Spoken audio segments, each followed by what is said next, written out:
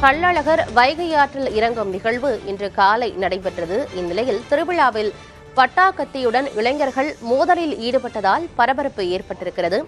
அண்மை செய்தியாக பார்த்துக் கொண்டிருக்கிறோம். மதுரையில் கள்ளழகர் வைகை ஆற்றில் இறங்கும் நிகழ்வின் போது பட்டாக்கத்தியுடன் இளைஞர்கள் மோதலில் ஈடுபட்டதால் பரபரப்பு ஏற்பட்டிருக்கிறது. இதுகுறித்து காவல்துறை அதிகாரிகளும் விசாரணையை தொடங்கியிருக்கிறார்கள். அண்மை செய்தியாக பார்த்துக் கொண்டிருக்கிறோம். லட்சக்கணக்கான பக்தர்கள் இந்த திருவிழாவில் கூடுவார்கள் என்பதால் காவல்துறையினரின் பாதுகாப்பும் பலப்படுத்தப்பட்டிருந்தது. ஏராளமான காவல்துறையினர் கண்காணிப்பு பணியில் ஈடுபட்டு வந்தனர். இந்நிலையில் திருவிழாவில் இளைஞர்கள் பட்டாக்கத்தியுடன் மோதலில் ஈடுபட்டதால் பரபரப்பு ஏற்பட்டிருக்கிறது. அண்மை செய்தியாக பார்த்துக் கொண்டிருக்கிறோம்.